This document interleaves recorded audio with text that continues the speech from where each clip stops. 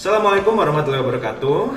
Perkenalkan, kami dari kelompok 5. Saya Muhammad Mufid Irfan Faras, 112-18029 bersama teman saya Mariam Aziza 112-18033 dan saya Dinda Dwi Septiani 112-18023. kami akan mempresentasikan tugas besar mata kuliah instrumentasi dan pengendalian sistem Hayati BM 4107 Dengan judul Sistem Otomasi Pertanian. Selamat menyaksikan.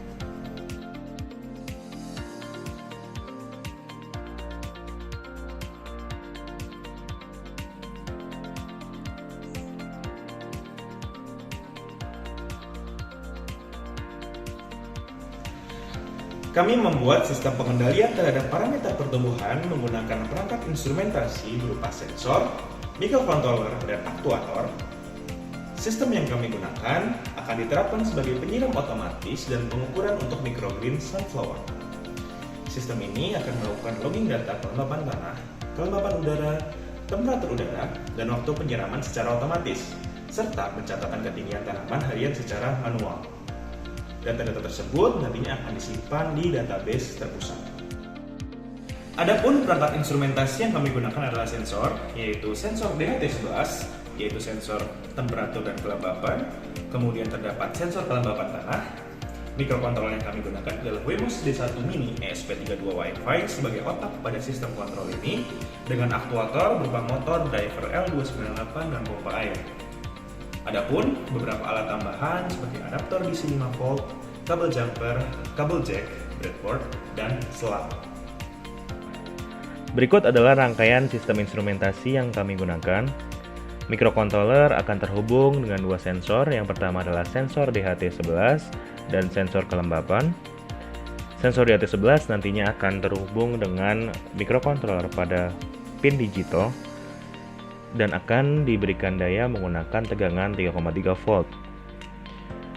Berbeda dengan sensor kelembapan tanah yang akan disambungkan dengan pin analog. Kemudian terdapat motor driver yang nantinya akan terhubung dengan pin digital pada microcontroller yang nantinya dapat mendapatkan sinyal untuk menyalakan pompa ataupun mematikan pompa. Pompa itu sendiri nantinya akan diberikan energi atau didayai oleh tegangan 5 volt yang berasal dari adaptor DC. Adaptor DC itu juga nantinya akan memberikan pada keseluruhan sistem, khususnya pada microcontroller. Keseluruhan sistem ini nantinya juga akan digabungkan dalam suatu breadboard dan dihubungkan menggunakan kabel jumper. Microcontroller tersebut nantinya akan diprogram dengan flowchart kode sebagai berikut. Sistem akan dimulai dari inisialis sensor, kelembapan tanah DHT11, dan juga Wi-Fi. Lalu dilanjutkan dengan pembacaan kelembapan tanah yang nantinya apabila kelembapan tanah kurang dari 50, maka pompa akan menyala. Dan akan terus dilakukan pembacaan hingga nilai dari kelembapan tanah lebih dari 50. Oleh karena itu, pompa akan mati. Dengan sistem ini, maka penyiraman akan jauh lebih efisien dan tidak ada pemborosan air. Dan juga medium akan selalu mendapatkan air yang cukup sehingga pertumbuhan dapat tertopang dengan baik. Selain itu, melalui sensor DHT11 juga akan dibaca data untuk temperatur udara dan juga kelembapan udara. Dan yang nantinya data-data tersebut baik dari temperatur udara, kelembapan tanah, kondisi pompa, nyala atau matinya akan diupload ke dalam database melalui protokol MQTT. Protokol MQTT merupakan protokol di mana terdapat publisher yang akan mempublish dan terdapat subscriber yang akan melakukan subscribe terhadap data. Dalam hal ini, publisher adalah controller dan subscriber itu adalah server dari Node-RED itu sendiri. Berikut adalah flow kode untuk sistem yang kami gunakan. Selanjutnya, berikut adalah arsitektur sistem yang akan digunakan.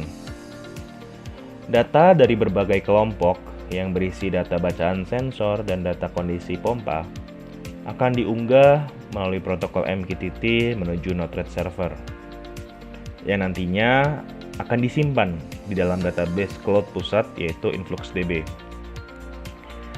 Dari database tersebut nantinya dapat ditampilkan melalui aplikasi Node-RED dan data dashboard di mana di situ dapat dilihat grafik, kemudian kondisi real time bacaan dari sensor, dan juga kami melakukan input manual pada aplikasi Node-RED baik dari informasi sistem seperti lokasi, datem, serta anggota kelompok. Selain itu juga input manual setiap hari yang berupa data pengukuran dari ketinggian tanaman. Pada database cloud pusat InfluxDB, data disimpan menggunakan struktur, yaitu struktur database yang terdiri dari bucket, yaitu BE4107, yang di dalamnya ada berbagai measurement. Untuk kelompok kami yaitu Node 5, untuk menyimpan data itu Node 5 data, yang nanti di dalamnya ada berbagai field, mulai dari data untuk menyimpan kelembapan udara, temperatur udara, ketinggian tanaman, kondisi pompa, kelembapan tanah. Yang nantinya data-data tersebut akan diberikan tag berupa nomor kelompok. Keseluruhan data ini yang nantinya akan digunakan sebagai pengolahan data. Selain itu juga, dengan menggunakan database ini kami dapat melakukan akses data dan monitoring data menggunakan dashboard dengan lebih mudah, sehingga kami bisa mengetahui bagaimana kondisi sistem yang kami buat melalui daring, dari manapun, kapanpun, dan dimanapun.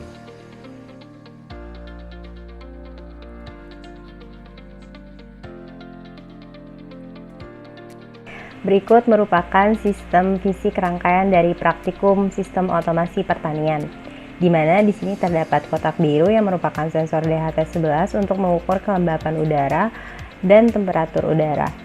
Sedangkan kotak merah di sini merupakan motor driver, dan di sini terdapat selang yang terhubung kepada pompa serta jack dan adaptor untuk memberikan power kepada sistem tersebut. Sebelum menjalankan sistem otomasi, diperlukan beberapa alat dan bahan, terutama biji bunga matahari, air, rangkaian alat instrumentasi, wifi, box penutup, tanah, serta jaring. Untuk proses pembuatan konstruksi alat dapat dilihat pada video berikut. Pertama, kita akan melakukan proses pengecilan bahan dengan merendam biji bunga matahari selama 1 hari. Kemudian, kita siapkan tanah untuk penanaman. Sebelum itu, pastikan tanah yang kita gunakan itu baik untuk pertumbuhan biji bunga matahari. Kemudian, kita siapkan selang. Nah, di sini kami menggunakan sistem drip. Jadi kita siapkan jarum, kemudian kita tusuk-tusuk beberapa bagian pada selang. Ini berguna untuk menghemat penggunaan air, serta diharapkan ketika kondisi kelembapan tanah di bawah 50%, sistem pengairan ini akan tersebar merata. Setelah itu selang kita timbun dengan tanah dan kita masukkan pompa ke dalam wadah berisi air. Serta kita juga tancapkan sensor kelembapan tanah di dalam tanah.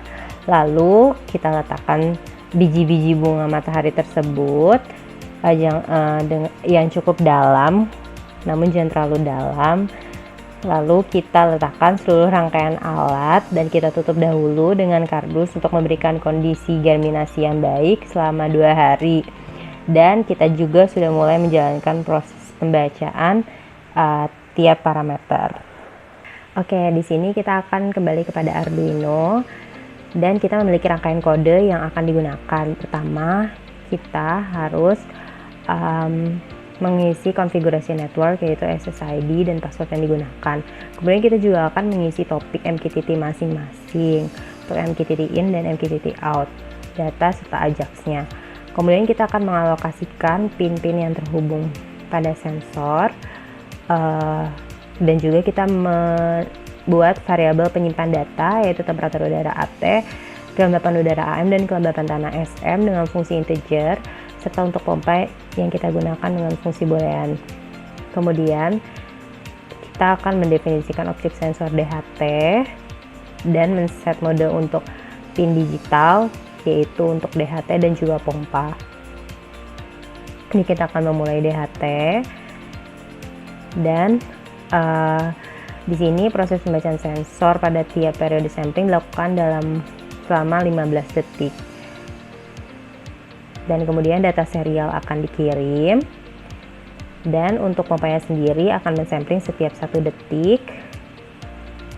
Dan di sini juga kita dapat menyalakan pompa akan menyala secara otomatis ketika kelembapan tanah kurang dari 50%. Dan pompa akan mati jika kelembapan di atas 50%. Kemudian di sini juga terdapat fungsi yang dilakukan ketika WMS menerima pesan dari MQTT yang di-subscribe. Dan di sini juga terdapat fungsi untuk reconnect kepada MQTT dengan delay yaitu 5 detik. Oke, di sini kita akan menggunakan Node-RED untuk membuat dashboard monitoring data yang terukur pada sensor. Di sini kita sudah melakukan beberapa grup untuk tiap node-node yang terhubung. Pertama, di sini terdapat MQTT gauge untuk melihat data yang terbaca sensor dengan gauge, yakni humiditas tanah, kelembapan udara, temperatur udara, dan pompa. Di sini juga kita dapat melihat data secara real time. Kemudian di sini terdapat grup berupa dengan name Ajax itu untuk menampilkan pesan teks dari controller. Kemudian di sini ada untuk mengontrol pompa, di mana ketika kelembapan kurang dari 50%, pompa akan menyala secara otomatis, dan jika lebih dari 50% pompa akan mati. Dan jika pompanya menyala akan ditunjukkan angka 1, dan jika tidak maka 0. Kemudian di sini juga terdapat real time monitoring yang nantinya ditampilkan, data-data tersebut ditampilkan dalam bentuk grafik. Kemudian setelah itu untuk MQTT database di sini akan ada Node-RED yang akan mensubscribe data pada MQTT yang telah dikirimkan microcontroller kepada MQTT. Kemudian data yang tersubscribe kemudian akan diupload pada database dengan nama node_influx_dbout node5data. Kemudian di sini pada database on demand kita dapat melihat data yang telah dikumpulkan sebelumnya dengan rentang waktu yang kita inginkan pada 1 minggu, 3 hari, 1 hari, 6 jam, 1 jam, dan juga 15 menit. Dan di sini terdapat juga grup yaitu untuk input info dan data. Di sini nantinya kita dapat memasukkan nama anggota, ketinggian tanaman, lokasi daytime, tetanan, dan tetanen. Namun di sini kita nanti akan menginput nilai ketinggian. Setelah itu kita akan melihat untuk di dashboardnya. Nah, di sini dapat dilihat bahwa saat ini temperatur, dimana saat ini sensor yang terbaca untuk temperatur udara yaitu 22, dan di sini untuk sensor humiditas tanah sudah tidak dapat digunakan karena kualitas sudah tidak baik. Kemudian ada juga data yang terbaca pada sensor kelembapan udara yaitu 84%, dan saat ini pompa menyala dikarenakan humiditas tanah berada di bawah 50%. Kemudian di sini kita dapat melihat data on demand. Misalkan saya pilih 1 minggu, maka ini data yang ditampilkan dalam kurun waktu 1 minggu. Kemudian untuk tiap 6 jam, 1 jam sebelum, serta 15 menit sebelumnya. Dan di sini juga terdapat real time monitoring yang dapat kita lihat sejak pukul 11 malam lebih 25 menit hingga kini pukul 12 malam. Seperti itu.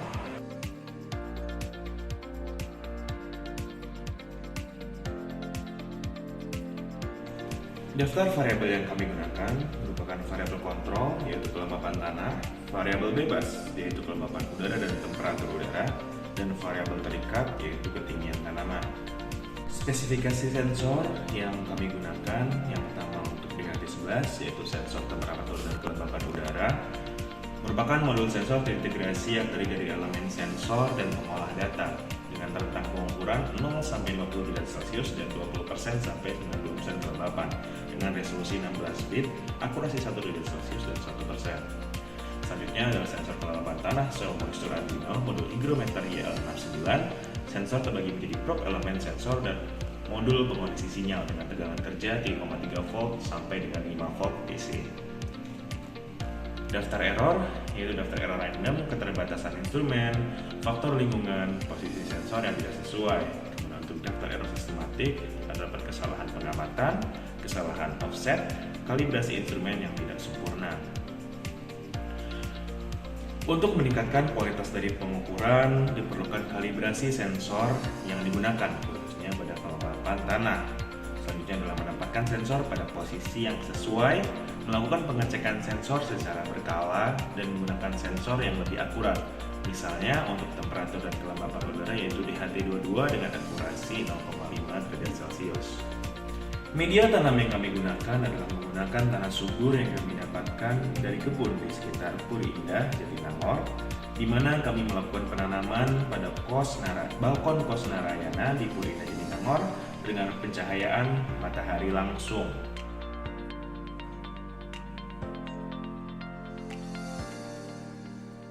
Selanjutnya, untuk model pertumbuhan, kami menggunakan model nonlinear yang biasa digunakan untuk merepresentasikan keempat fase pertumbuhan tanaman yang dimulai dari fase lag, logaritmik, stasioner, dan fase kematian. Pengolahan data dilakukan dengan menggunakan Microsoft Excel melalui tools regresi nonlinear serta add-in solver dengan persamaan regresi nonlinear yang dapat dilihat pada slide berikutnya. Berikut adalah persamaan regresi nonlinear yang digunakan dalam pemodelan pertumbuhan tanaman ini. Di sini kami membuat model pertumbuhan yang merepresentasikan pengaruh kelembaban serta temperatur udara dan kelembaban tanah terhadap ketinggian tanaman sunflower. Selain itu, kami juga membandingkan hasil pemodelan dari kelompok kami dengan kelompok 2 dan kelompok 10. Dilakukan optimasi dengan meminimalisasi SSE untuk mengetahui parameter penguatan, parameter alfa dan beta yang tepat di mana data pemodelan dapat merepresentasikan data eksperimen. Berikut hasil pemodelan pengaruh temperatur udara terhadap ketinggian tanaman serta nilai SSE dan koefisien determinasi untuk kelompok 2. Dan berikutnya ini adalah hasil pemodelan untuk kelompok 5. Selanjutnya adalah hasil pemodelan untuk kelompok 10. Selanjutnya, berikut hasil pemodelan pengaruh kelembaban udara terhadap ketinggian tanaman serta nilai SSE dan koefisien determinasi untuk kelompok 2. Berikutnya untuk kelompok 5. Dan berikutnya untuk kelompok 10. Terakhir, berikut hasil pemodelan pengaruh kelembaban tanah terhadap ketinggian tanaman serta nilai SSE dan koefisien determinasi untuk kelompok 2. Berikutnya untuk kelompok 5, dan terakhir untuk kelompok 10. Dan berikut merupakan tabel nilai parameter penguat atau K, konstanta alfa, beta, nilai SSE, dan koefisien determinasi untuk tiap kelompok. Nilai SSE yang kecil menunjukkan bahwa nilai observasi tidak berbeda secara signifikan dengan nilai model yang digunakan. Selain itu, koefisien determinasi yang mendekati 1 mengindikasikan bahwa variabel independen yang dalam hal ini adalah temperatur udara, kelembaban udara, serta kelembaban tanah berpengaruh terhadap ketinggian tanaman. Berdasarkan hasil pemodelan ini, koefisien determinasi dari data kelompok 5 memiliki nilai terbesar di parameter kelembaban tanah dengan nilai sebesar 0,99.